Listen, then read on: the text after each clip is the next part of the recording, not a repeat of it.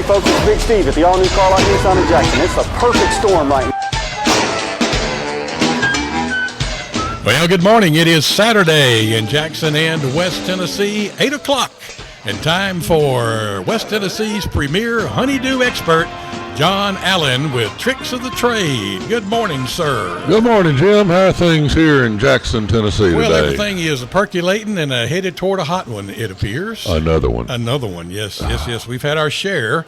You were up in the northeast corner, you said yesterday, when that storm rolled through up around Camden and and up through there. Yeah, it looked like on the news last night. It looked like a nasty one. It was interesting. It had a lot of lightning, a lot of thunder, and a whole lot of rain. And I couldn't even carry on a conversation in my aluminum Ford truck. It was beating down so hard. I just can't get. I've been in it a couple of times when it's raining. I can't get used to that sound. Well, I'm telling you, it's like trying to talk inside of a Coca-Cola can. Have you been in the hail with it? I wonder how it would do in a hailstorm. It's even worse. Except it dents more. Yeah, I bet it does. This is Tricks of the Trade, and you can find us today by phone by simply calling 731-891-6161, or the Victory Honda text line is open and ready for you. If you'd rather text in, 731-410-7560. And you can also find us on y'all.com, Y-A-L-L, leave the apostrophe out, right, John? Yep, okay. Well, y'all.com and at News Talk West Tennessee on the Facebook Live, and it'll be there right now, as a matter of fact, and it'll be there later if you want to go back and look at it again. If they want to. Yeah. Or as they say. Is that number you gave out, that's a toll-free number, right? Oh, yes, absolutely. Yeah. Does anybody pay for long distance anywhere anymore? Not if they're smart, no. Does anybody use a phone book anymore? Besides me. I haven't. I've seen a Yellow Pages book at one point or another, but to find an old-style White Pages phone book, I'm not sure that anything even exists anymore. I'm still angry at my son, because he threw my old citywide directories away back in the 90s, where you had phone numbers, you had names, and you had addresses. Yeah. Oh, yeah. But he was a young, smart whippersnapper, and he thought that they would never be used. Mm-hmm. He was wrong. Yeah, they do come in handy from time to time. Oh, they come in handy all the time. I wish I had one yesterday. My son and daughter-in-law like to go to the estate sales, cruise the yard sales and stuff like that. And they've picked up several over the years just to, pay $1 for them or something like that. It's worth that to take them home and just see what was going on 40 years ago. Oh, yeah. Look at the ads, if nothing else. Yeah. Well, if you're going to be out in this hot sun today, which I hope you're not, I'm going to try to avoid it at all costs, but that won't last but about 5 minutes. I got things to do. Mm-hmm. But I'm going to go ahead and give off my little handy-dandy recipe for cleaning your yard furniture or your siding, or your aluminum, or your vinyl, or just whatever it is you want to clean. Now, you can go out to one of these stores and pay a whole lot of money for this, but got a little recipe from Grandma a long, long time ago, that if you'll take a quart of the hottest water you can stand, right, and mix it with 2 cups of baking soda and 2 cups of hydrogen peroxide. Now, you say hydrogen peroxide, you think that's something expensive and chemical and all that. It's just stuff you buy at the drugstore sometimes. Yeah. You mix all that together and shake it up and put it inside of a little lawn sprayer, one of them little pump-up things you got. Right. And spray it on and watch it fizz, let it sit there for a while, and then hose it off. And you don't have to do much scrubbing at all, but it melts all that mildew stuff that's on there now because it's so hot and humid. And most people have this laying around. Most everybody's got a box of baking soda that's been in the refrigerator a year or two. True. And it's a good way to get rid of it. Yeah, and it's still got its fizz by then, though, right? Yeah, some of it anyway. Anyway.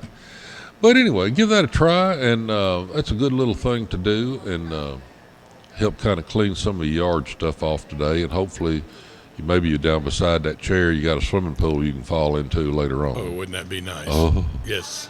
Yeah, I actually opened mine up a week ago. And I'm going to try it today if I can. If you can. if I can. I think I'd be making my schedule happen. Well, it's just what happens between here and there called life.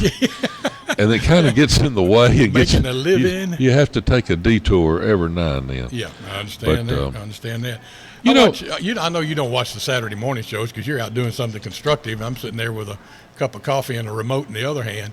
And but I was watching one the other day, and it amazed me the kind of money that people put into pools nowadays if they have the money to do that. Uh-huh. It's called insane pools. I don't know whether you've ever seen that or Hadn't not. seen that one. They build the big stuff, you know. Oh, yeah. This particular one had a double vanishing edge on it, with the water walls Yeah. and all this stuff. $252,000 would it cost to build that thing. It was in Franklin, Tennessee, as a matter of fact. Really? Yeah. Mm-hmm. Yeah. That's a long ways from Jethro's Cement Pond, isn't it? Ain't that the truth? Ain't that the truth? I never got into a real swimming pool till I was almost a teenager. You had the pond and that you fed the pigs and the hogs out of it. You got to jump in it every now and then because it was fed by a spring or a well. And It was nice. I don't know why I just suddenly think of this, but you always had a gourd over there for a dipper to get you a drink of water. Yep, That's right. Yep. Oh, well. We got speaking of laying around, I got thinking of something last night. And one of my favorite hobbies, I actually do have a hobby or two, Really? and I get out in my shop. Yes. And I like dealing with some of the old hand tools. It just feels good. Yeah. Saws, bracing bit, jack planes, things of that. And sometimes I piddle and sometimes I tinker. And everybody from around here ought to know the difference between piddling and tinkering. Piddle's when you go out there and you walk around and act like you're doing something, but you're not really doing anything. You're just piddling. Yeah. But if you're going to tinker, that's when you're actually going to do something. You're still piddling around, but you're doing something, so you're tinkering. Yeah, making some progress. Yeah, it's just one of those things. So I was out tinkering the other day, and I was fortunate enough to run into a guy having an estate sale. It was a guy that had an old shop. He was an old cabinet maker, and I bought a lot of his stuff. Didn't need it, but it's just kind of cool to have it because one of these days, one of my youngins will say, "What's that for?" And I can tell him. Yes. So I bought an assortment of hand saws. Now, with all these young bucks out today, a saw's a saw's a saw, and when the blade gets done, you throw it away. Right. But back in the day, you had not only hand saws, you had different kinds of saws for different situations. Every good carpenter that's worth a grain of salt had two hand saws in his toolbox. Mm-hmm. One was a crosscut saw, and the other was a rip saw. Now, the difference between the two was the crosscut saws cut across the grain on a board. A rip saw cut with the grain, and the teeth on them were very different, the way they were shaped. Yeah. One of them had a straight set of teeth, and the other ones kind of had a wavy set of teeth that helped cross-cut. Yeah. And then you had your band saws, and you had your keyhole saws, and then you had your back saws. Yeah. Wait a minute. Wait a minute. You lost me on that one. What's that? Back saw? Yeah, B-A-C-K? Some people call that a miter saw. That was a real fine-tooth saw that you cut your joints with. Yes. I And, know where you are now. then you had your coping saws. Yep. Did you ever use a coping saw cutting molding? No, I was never that a fine. What do you call that? A finished carpenter? There you go. Mm-hmm. We'll use that term. Yeah. And but all of them had different applications, and then everybody sharpened their own saws. Mm-hmm. And you had a little rat tail file and a little that you would set you up a jig, and you'd set your teeth in your saw, and that's not a dental term. We're talking about the saws now. Yes. And it all worked out real good, and everybody kept all their stuff nice and sharp. And then you had the old-fashioned bracing bits to drill your holes with, and I like getting that out and just putting a bit in it and drilling a hole just to watch one of my youngins just look at it and pucker and say, what do you do that for? That's right. You got a perfectly good drill right over here. That's right. Where do you plug this thing in? Yeah, where do you plug this thing in? I said that was the original cordless drill. You got that right. That's right. You got that right. And anyway. it just dawned on me. I was thinking my uncle, back when I was a little bitty, he was a kind of a tinkerer, and he would get his brace and bit out, and I don't know why, but I always I was drawn to the shininess of the knob on the end where you hold it, and I realized that over the years that it got shiny. It didn't come shiny; it got shiny from use. Yeah. You polished the wood as you were turning the handle. That's exactly right. Now, some of the more modern ones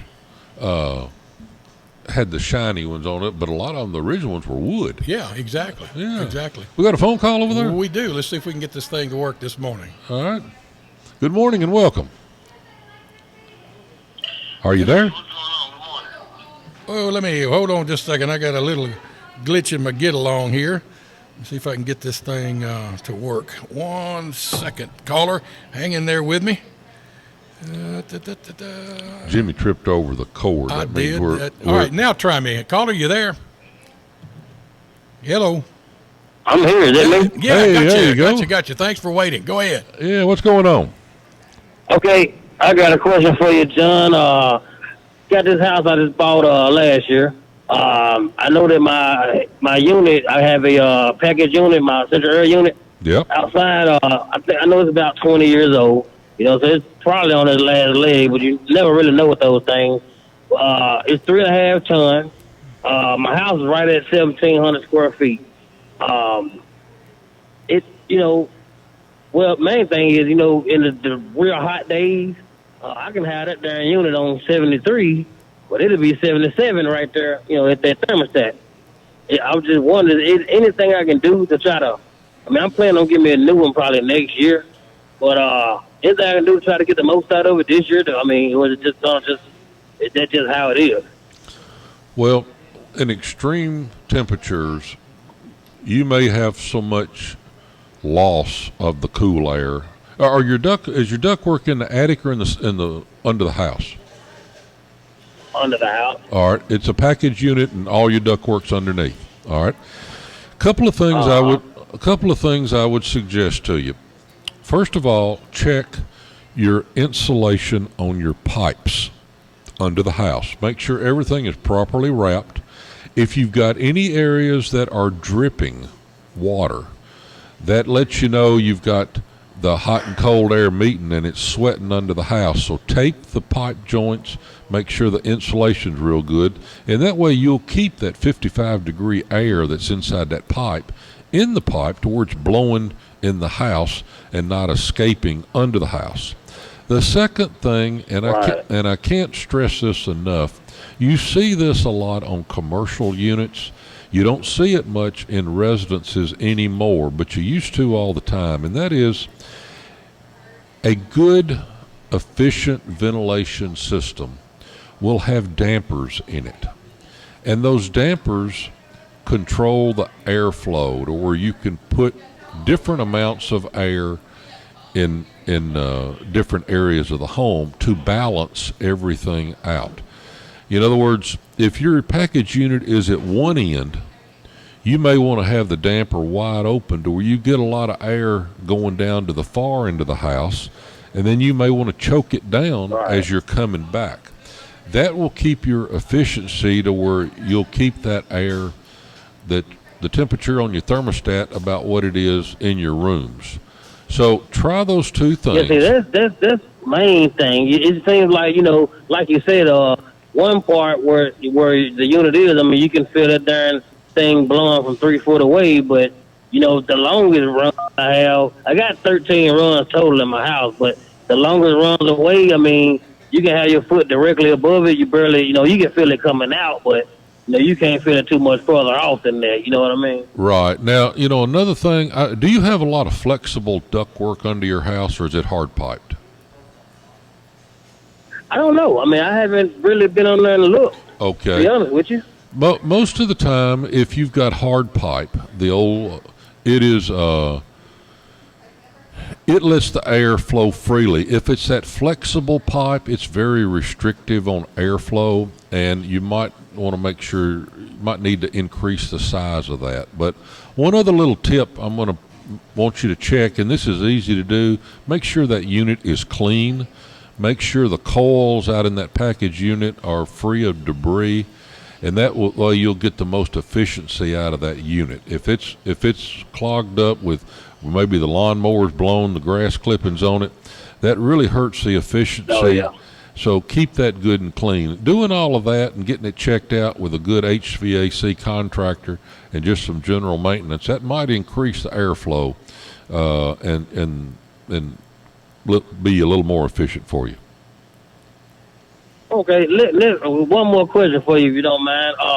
How much do you think?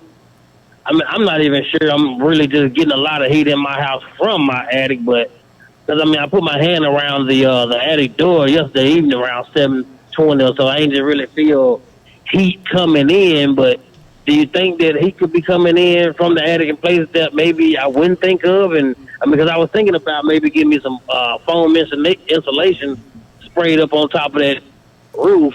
Well, not in the roof, but on the ceiling, in my attic. I've been thinking about that, and my biggest issue, I'm listening. Insulate your attic door. Do you have a pull-down staircase, or is it a crawl hole? Yeah, it's pulled down. All right, well, get you a sheet of Styrofoam, or get you one of these bonnets that goes on top of the pull-down staircase, and that will keep a lot of that hot air from coming down through that pull-down staircase, and that'll help keep it a little cooler in your house as well. Okay. All right. Thank you, man. You take it easy. All right, thanks for calling. Lines are open, and we got another one right now. Let's take another phone call. Good morning and welcome. Yeah, let's get this one right there. Are you there, caller? Good morning. Good morning. How are you? Yeah, I'd like to ask your advice on the best way to get a cat out of your attic and maybe down in your house somewhere. Like a fireplace? So, if this is who I think it is. This is him. This is him. So you found me, huh? I know we hadn't mentioned it in a while, so I'll never forget that story. I'll never forget that story. I brighten his day a little bit. You're exactly right. I had that problem happen again about 3 weeks ago. Did it? The cat didn't jump down in the fireplace hole, but the cat would not come out of the attic. And it took us forever to coax that cat out. I bet we opened up 3 cans of Friskies, or I think that's the name of that can stuff, to coax that cat to get out. And the owner ended up having to do it. But you want to tell that story, or you want me to? Yeah, we just moved into the house. Oh, maybe it's been there about 2 weeks, I guess it was. So we were still doing stuff, and I'd left the garage door up, and I left the pull down ladder to the attic that's above the garage and stuff. And so I was moving stuff up there that we weren't going to keep downstairs, whatever. And so we finished that day, and we closed everything up, and we went to bed that night. My wife said, "Dave, I hear some scratching." I said, "Why? I hear some scratching somewhere up in the attic." She said, "Hopefully something hadn't got up there." And so, long story short, a cat had come in the door, the garage door there, went up the ladder into the attic and made itself at home. And we called you, and I thought, well, y'all came in and cut like 3 holes, I believe. Yeah, and you did set some little pieces of food out to maybe kind of coax it close enough we could grab it. I think you had one of those dog catcher a piece around, try to get around the cat's neck or whatever. And every time it come one place, it'd run to the other.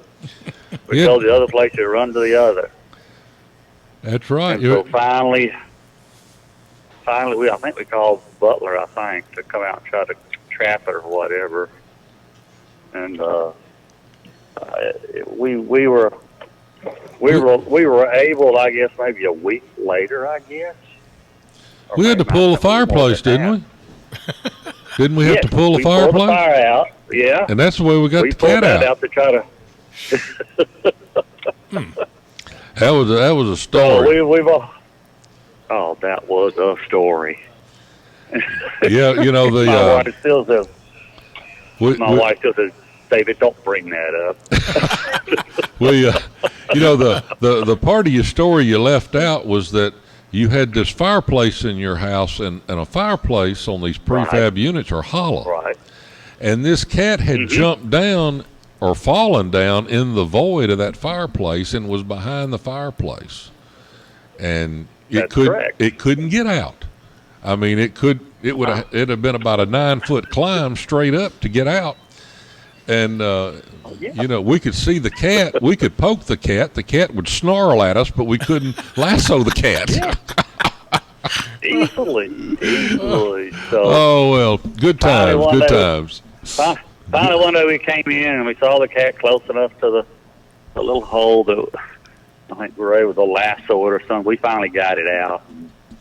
Yep, that's been a few years, but I appreciate you calling and reminding me of that. Thank you, John. All right, take care, Dave. Bye-bye.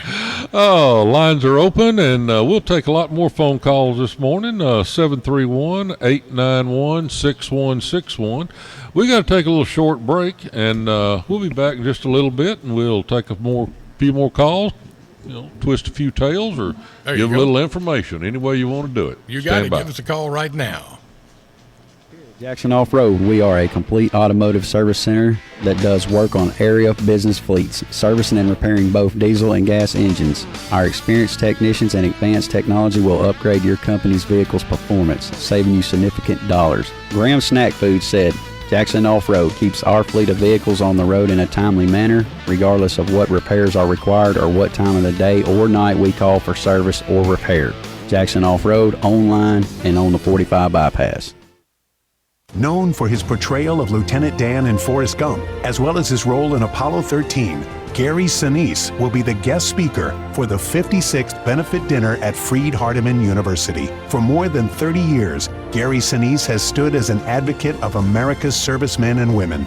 Join us December 4th for an evening of great food and entertainment while providing scholarships for students. The FHU Benefit Dinner with Gary Sinise. For details, visit fhu.edu. A mix of music, information, and just good stuff. The Mid-Morning Mix with Jimmy Duke, 93.1 WTJS, the talk of Jackson.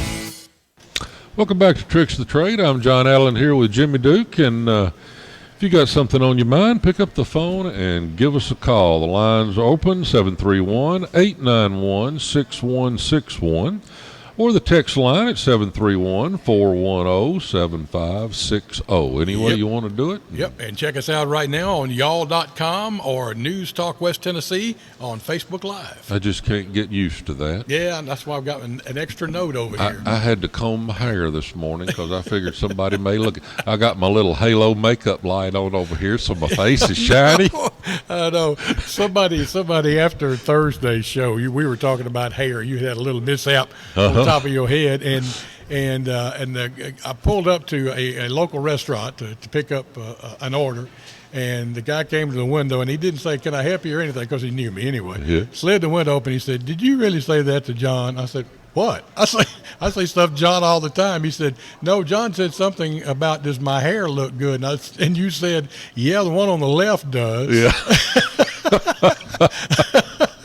Well, my part's not much. I mean, mine's not much different from yours. I just got a wider part in the middle. It's one of those things. Hey, some people can wear it, some can't. That's right. Yeah. Not too many people have perfect heads. Some of them have hair on. That's why I keep mine covered up. There you go. Yeah. Hey, let's see what else we can get into this morning. Yeah. You know, as hot as it's been, I get these calls from people that have a little trouble in their carport and their garage. Mm-hmm. And it's where all of a sudden their texture on their ceiling is falling off. The popcorn's coming down. The popcorn is falling. And it's for no reason at all. They don't have a roof leak. They just look up one day and spots about the size of your hand are just coming off the ceiling. Right. And they want to know what in the world that's all about. And here's kind of what it is. You know, when it's raining real hard and it blows in on your carport, it gets your concrete wet.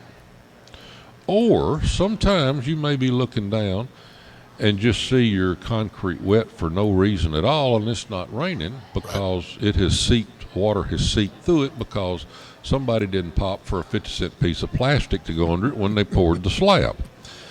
Dummies. But anyway, that's another story we'll get into later.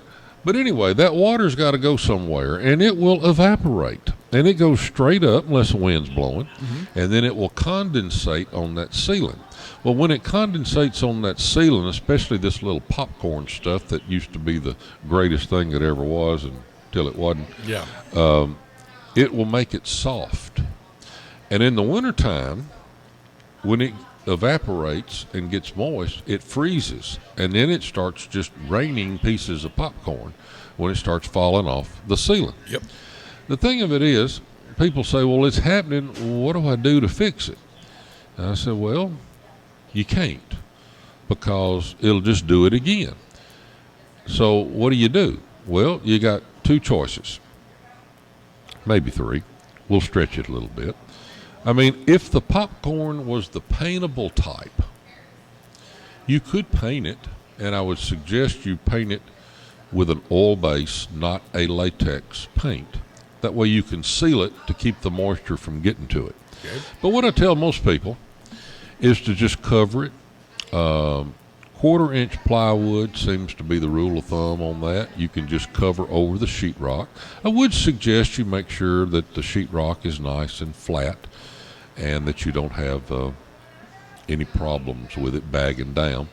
Or you can take a little pump-up garden sprayer and put you some warm water in it and spray your ceiling. Just mist it enough to soften it up, and then get you a straight blade or a knife and just scrape it off, and then touch up your joints and paint it again with an oil-based paint.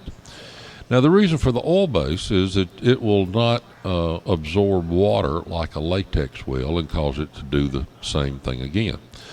So if you're having that problem, that's some things you can do. But I kind of frown on the fact of putting sheetrock anywhere on the outside in the elements.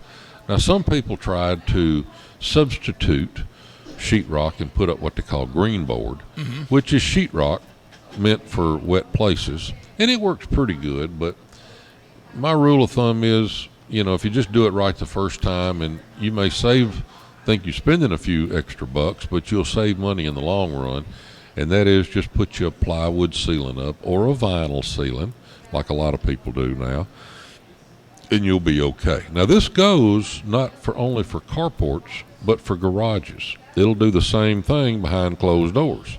So just kind of be careful out there when you're doing that. So if you've got areas on your ceiling that's peeling off and you can't see any signs of a roof leak or anything like that, you might want to consider that this doing. The humidity is horrible right now. Oh, yeah.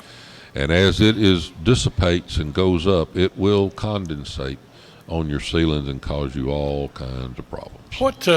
What happened with popcorn? Did it just lose its marketability, or people got tired of it, or was it because it did what you're talking about doing so easily? Well, there's a lot of people who'll tell you a lot of different things on that, but my story is it just got too hard to do.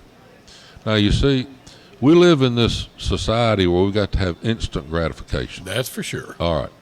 Now, when you have a problem with that popcorn, that too. Yep. Can't All talk of those. this morning. when you have trouble with that, you have to get out and do a mixture. You have to buy this aggregate, and you mix it with water, and you let it set and ferment sort of in this 5-gallon bucket. And then you got to pour it into a hopper, which you got to, well, a hopper is the original splatter gun. Yeah. You know, not the one that I use to take care of wild animals and games, but a splatter gun's what you call it. It's a hopper gun. Yeah. And you hook an air hose to it. So you got to have an air hose, and you got to have a compressor. And you will literally blow this stuff up on the ceiling, and it's kind of intensive, and it's very, very messy because you have to mask off the walls and the floor. The prep, getting ready to spray a ceiling, will take you more time than actually doing the job. So that became kind of an artisan type thing. I mean, you had to know what you're doing to keep, and you would have to do the whole ceiling so it wouldn't look like a patch because there's no two textures the same. So the replacement for the popcorn was people did texture sealants. Is that what we know as stippled, or is that a different thing? That's a different one. Okay. We'll talk about that. I got one ahead too. of myself. Yeah. You know, that's where you took a textured ceiling was one more of a do-it-yourself kind of thing. Okay. But then once again, people thought they could patch a textured ceiling and make it look right. You can't do that. If you got a damaged texture ceiling, you're going to have to texture the whole ceiling, or it's going to be an obvious patch. And the reason, because it's done with human hands and a crowfoot brush. You got this big brush, one of these, looks like an old horsehair brush. Yeah. That's got long 6-inch bristles on it, and it looked like you just took and stabbed it down on the concrete, and the bristles flared out in all directions. Exactly. And you put that brush on a long pole, and you dip it in this thin sheetrock mud that you thin down, mix a little paint with it too, and you daub it on the ceiling. And that's a technical term, daubing. Yes, You I daub knew it. that Yeah, one, yeah. Yeah. So as you're daubing, you're twisting with your wrist, and you're making patterns that nobody, not even yourself, can duplicate ever again. It's an individually unique ceiling when you're done, but it looks pretty. But now those things have become old-fashioned, and people have gone to the brocade ceilings, which is a textured ceiling that's been trialed down. In other words, you know how you got them little bumps on it from a stippled ceiling? I get my terms mixed up, stalactites and stalagmites. The ones that hang down. Yeah, the ones that hang down, whichever one that is. They would let them hang down. Now, some people like them really long stalagmitites hanging down. I got one of those. Yeah, but most people want the little shorties, you know, because you get up there putting up a light fixture, and when one of those little pointy things sticking down hits the top of your head, it'll put a hole in it. Oh, yeah. Been there, done that. Oh, yes. But to get rid of that, you texture it, and then you take a knife, a big, wide sheetrock knife, and you kind of, with a limp wrist, drag it across the ceiling. It's kind of a thing that art people. Yes. It's a good thing that people that are a little light in the loafers can do, and really good. And it's a good way to drag a ceiling down, and that's got a unique texture to it as well. So anyway, there's a lot of different ways of doing it, but I forgot where I'm going with all this stuff. No, we were talking about popcorn ceilings and why they went out of fashion. Well, everybody changes with different things, but the deal of it is everybody's gone to this do-it-yourself stuff. And there's some things you just need to leave to the pros. Right. Even though you don't want to admit it, they try to tell you how to do everything in 30 minutes on a TV show, and there's some things it's an art form, and you just can't pick up a YouTube and do it. Well, I think probably what you said though, the time involved to do the popcorn or the stippled or the brushed or whatever is much more than just leaving it smooth. Yeah. I see more smooth ceilings in homes now than I do anything else. That's my point. I'm coming back to, we've gone full circle, And now we've gotten rid of everything and going back to smooth ceilings. Everybody wants a smooth ceiling now. Yep. And yet those are problems, because if you ever try to finish sheetrock, No. well, I'm going to tell you. Yes, I have, in a small area, and that's not for me. Me either. And I'm in the business, but there's some things I don't do. One of them is paint. Yep. I got a lot of talented painters that are great at it, but I won't paint. I get it all over me. And the other thing is finish sheetrock. Yep. It's an art. You either can do it or you can't do it. Yep. I mean, I get too much, I get too little. I end up sanding it, and then I come out and I look like a ghost because I'm covered in white chalk. And it's an art form, and you just pay to get it done right. Yeah. I've tried to do little spots, where a hole got poked in the wall, and you patch it and do all that stuff. And you're right. The first time you put the mud on there, you come back after it dries, and it's got a holler in it. It's got a dent in it. So then you say, well, I didn't put enough on there, so you put a little extra this time. And then you got a hump you got to sand down. And no, I can't handle that. Can't handle that.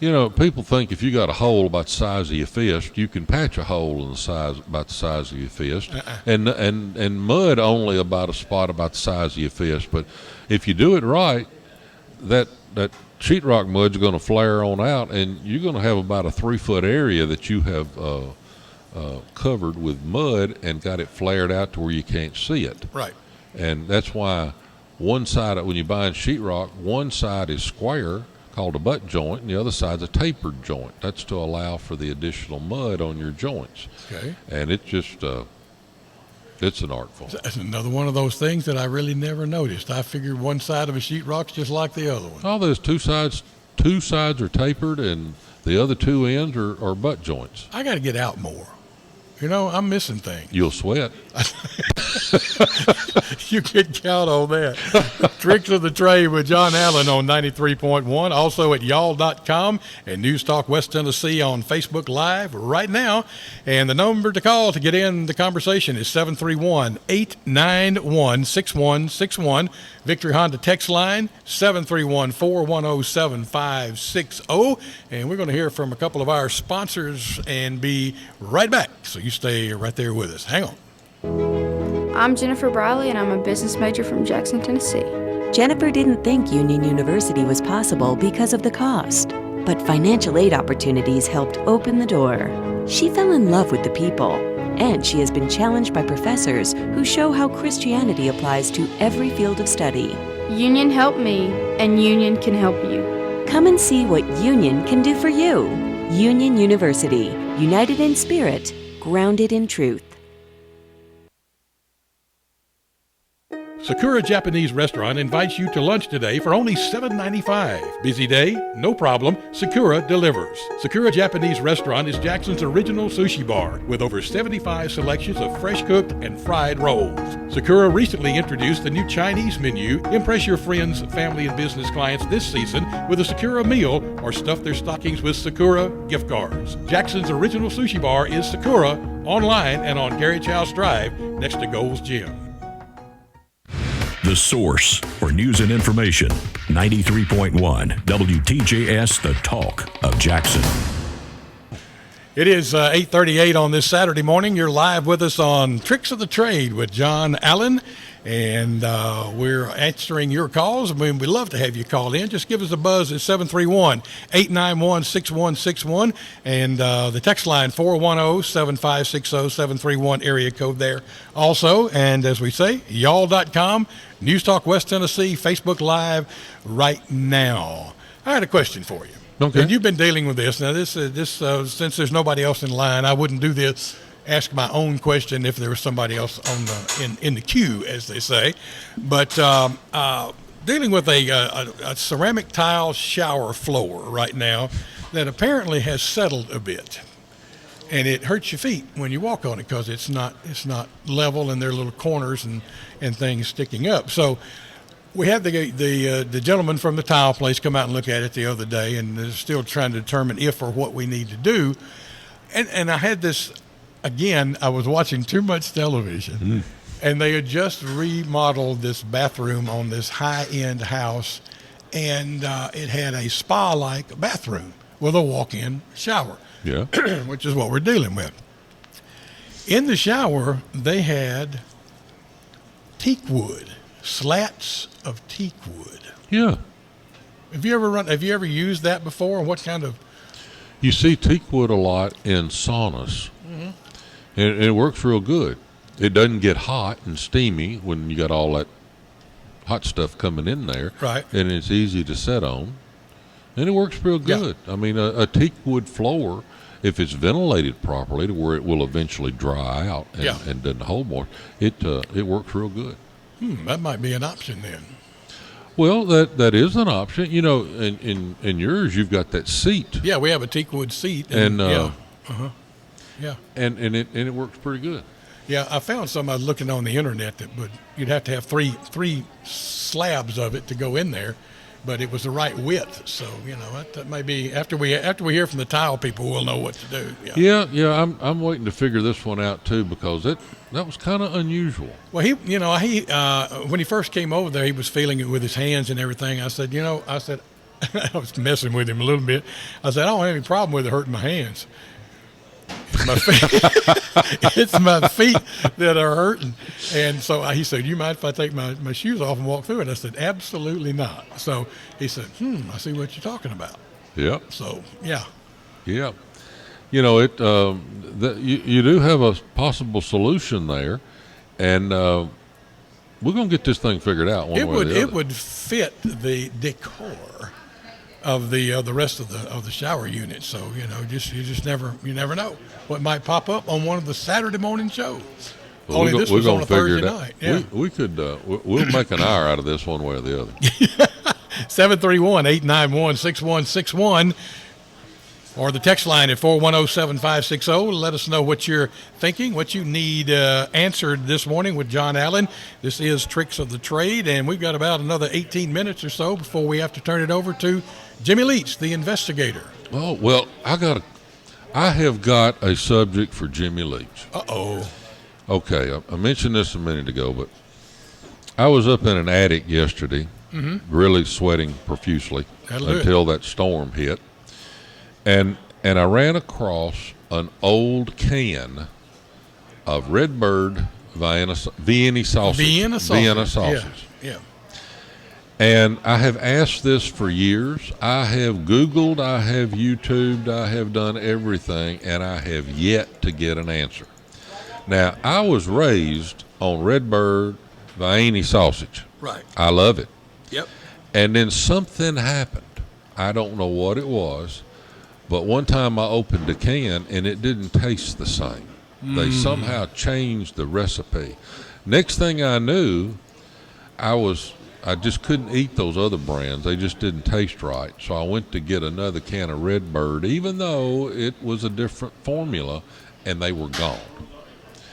I am wondering if anyone can tell me whatever happened to it, or do they still make it, maybe just in another part of the world? With our global society as we are. Yep. If it's in Timbuktu, I figure FedEx will go there, and I'm going to get a case because I just want some. I have a hankering for it. And it's kind of like pork brains. And I'll tell you that story later on. Ugh. But anyway, I almost killed my uncle with pork brains one time. But anyway, anyway, if someone can tell me Redbird Vienna sausage still exists in any part of this hemisphere, I sure would like to know. Yeah, we need to. It'd be like Coors beer back in the day. You'd ship it in just to get some of it. Yeah, right? I remember that too. Oh yeah. I'm not a beer drinker, never have been. Me either. But I did get a case of that in one time just for curiosity's sake to fuel a little party that was going on. Yeah. And didn't really see what the big deal was. One tastes the same as the other to me. But we used to go to St. Louis quite a bit to see the ball games at Busch Stadium. Oh yeah, not Coors Stadium, mind you, Busch Stadium. Yeah. And we had one of our group who just always loved to push the envelope a little harder than he should sometimes. Mm-hmm. So he took his binoculars out of his binocular case and stuffed a couple of tall boy Coors in there. Uh-huh. And as he was going through the gate, he forgot, that people are not stupid everywhere. that with the binoculars hanging around his neck and the case hanging around his neck too, something might be up. Yeah. So they were watching him, and about halfway through the first inning, he popped that binocular case open and pulled out a nice cool Coors and was escorted to the back of the stadium. I don't think you drink that beer in St. Louis. They took offense at that right quick, yeah. Oh, well, it's one of them things, Oh, man, we got a call coming through, Mr. John. Let me see if I can get this thing to come up here and get that right there, and we should have it. Go ahead. All right, good morning and welcome to Tricks of the Trade. Hey, how are y'all doing today? Doing pretty good. What's going on? Oh, I had a quick question. John, you probably know this, but I was kind of baffled by it. I was watching a movie from the the mid-'40s, murder mystery. Uh-huh. And the way they caught the murder, he had been in the attic, and he had pitch on his pants. That's how they got him. My question is, what is that?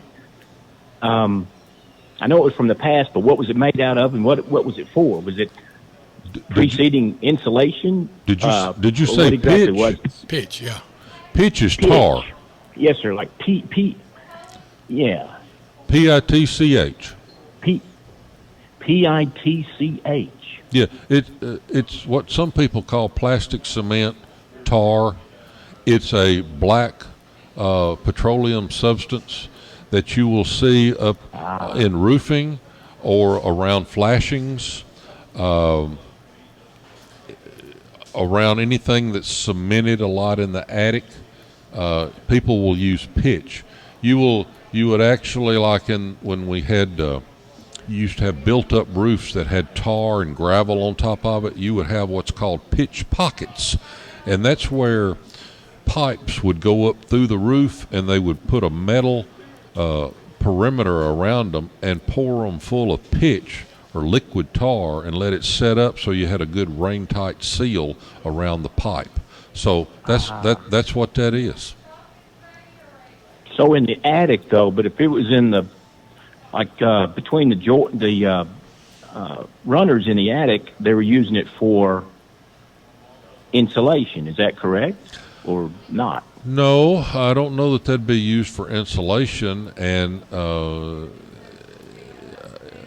I don't know why you would find it per se in the attic unless it had run down the pipes that were going from the attic up through the roof. So I got you. Yeah, okay. so you back in the old, people don't use pitch much anymore because they use rubber boots to seal around penetrations in the pipes where they go through the roof. They'll use a rubber boot now, where back then they didn't have those.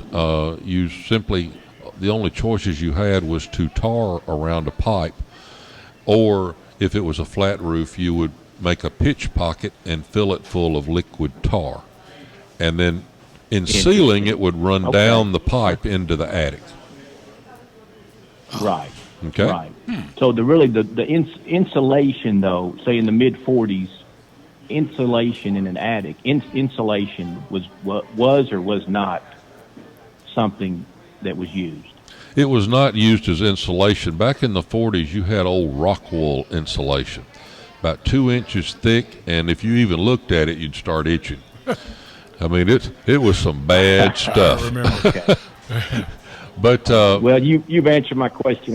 Go ahead. All right, that's all I got. Okay. Well, good show. Thanks, y'all. All right, thanks for calling in. Appreciate Thank you, caller. Appreciate that. That's how easy it is. 731-891-6161. The call-in line 410-7560. Get you right into the Victory Honda text line. This is. I got distracted by a text line coming in. This is the John Allen Show on Saturday morning. It is Tricks of the Trade, and we're going to go to a text. Let's see. Oh, okay. This is a long one. Hey, John and the Duke. That'd be you and me in that order, yeah. You don't have to read on air unless you want to, but just want to say how much I enjoy and learn from your Saturday morning program. I take a break from mowing and sit under the shade trees at a little church in the Wildwood. Listen and love it. Keep up the good work. And we know who that is. The church in the Wildwood. That's George B. Oh, really? Yeah, thank you, George B. Well, we appreciate it, George. that. Yes, I'll read that on the air. That was a good one. That's all right. Yeah. Well, I'm glad he's taking a break. I tell you, you can get hot out there right now. Absolutely. And glad you got a shade tree too. You had a shade tree once. Yeah, I had. Now that. Talk about bad luck. Yes, if it weren't for bad luck, I'd have no luck at all. I don't even know if I've told this on the air or not. I don't think we have. But, no. Okay. Yeah, we got time. Go ahead. 3 weeks ago, we had a storm on Sunday morning, and there was a clap of thunder and a bolt of lightning, and the next thing I knew, I had about a 3-foot diameter tree on top of my giraffe barn. Yeah. And it crushed it. And I had to get a tree man over there to get the tree off my barn. And in the process of getting the tree off, he did a real good job.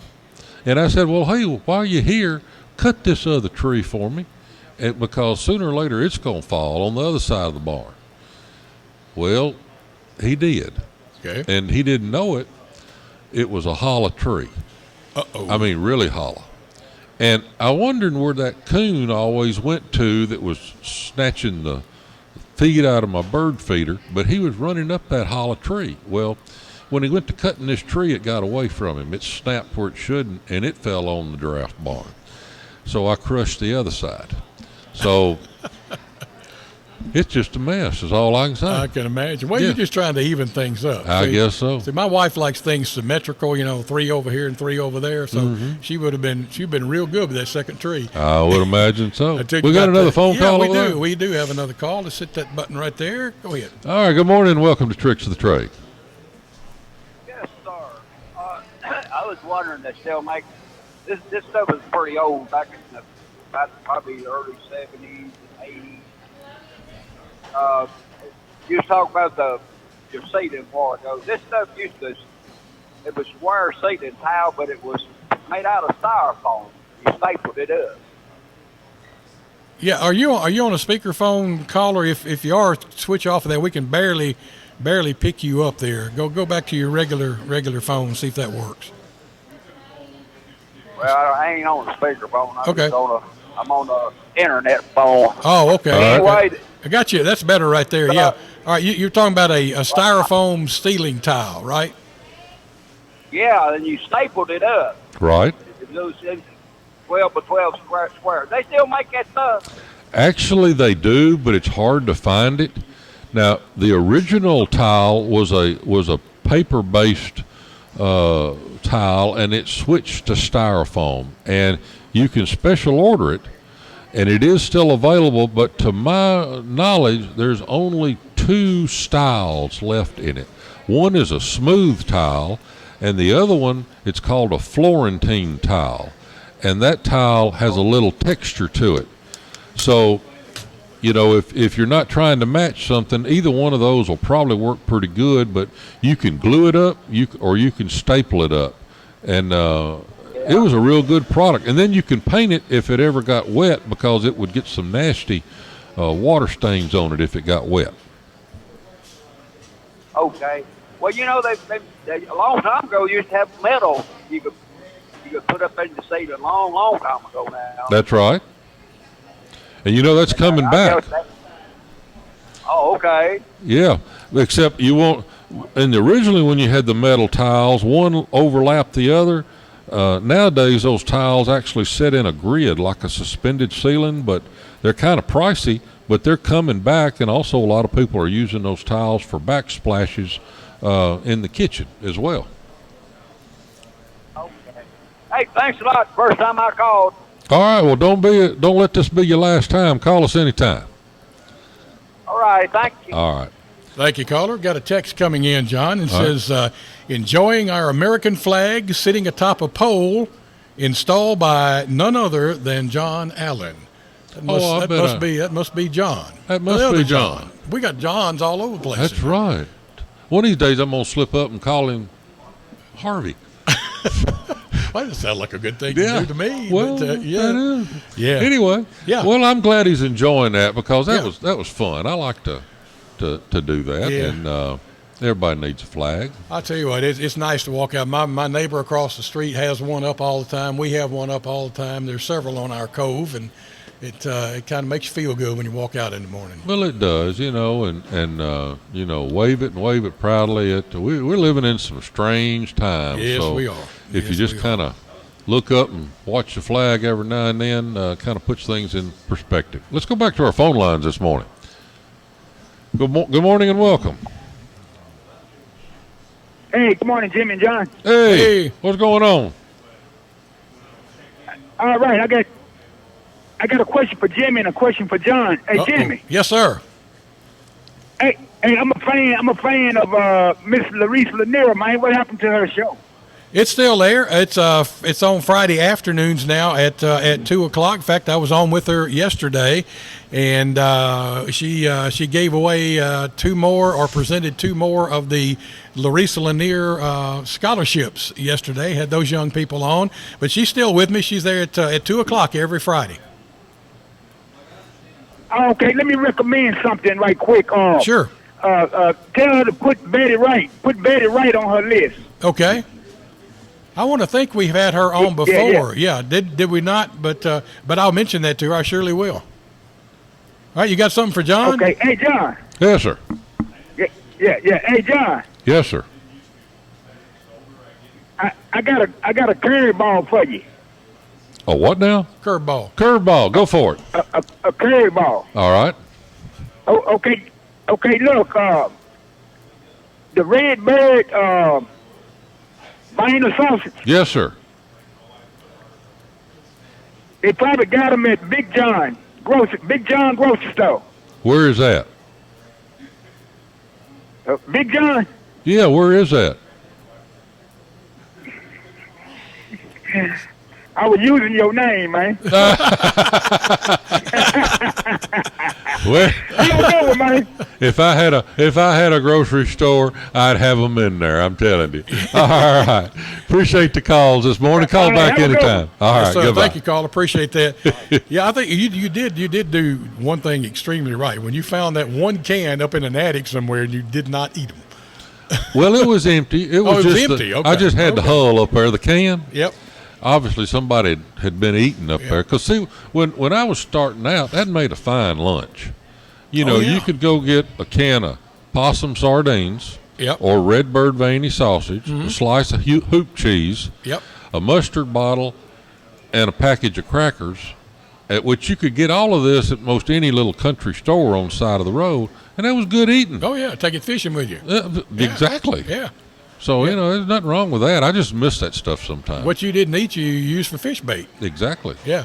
Or take the cheese home, put it in the trap before they destroyed and got rid of old Victor, I knew that the was original coming. mousetrap. I knew that one was coming.